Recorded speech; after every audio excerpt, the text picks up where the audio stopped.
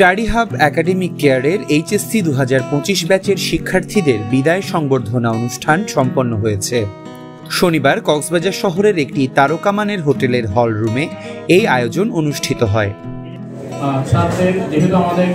অনুষ্ঠানটি সঞ্চালনা করেন প্রতিষ্ঠানটির প্রতিষ্ঠাতা পরিচালক সাইফুল ইসলাম রায়হান, সভাপতিত্ব করেন আরেক প্রতিষ্ঠাতা পরিচালক হাকিম মোহাম্মদ লিমন।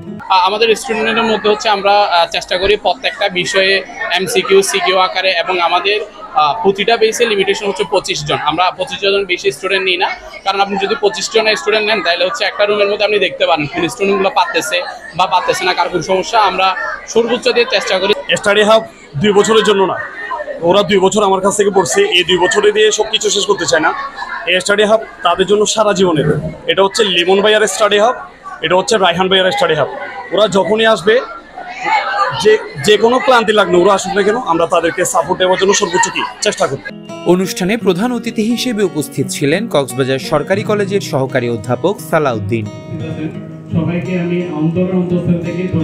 বিশেষ অতিথি হিসেবে আরও উপস্থিত ছিলেন সিটি কলেজের সহকারী অধ্যাপক মোহাম্মদ ওমর ফারুক, বাইতুল শরফ জব্বারি একাডেমির সিনিয়র শিক্ষক মোহাম্মদ গিয়াসউদ্দিন এবং কক্সবাজার ডিসি কলেজের শিক্ষিকা আমেনা আক্তার হ্যাপি।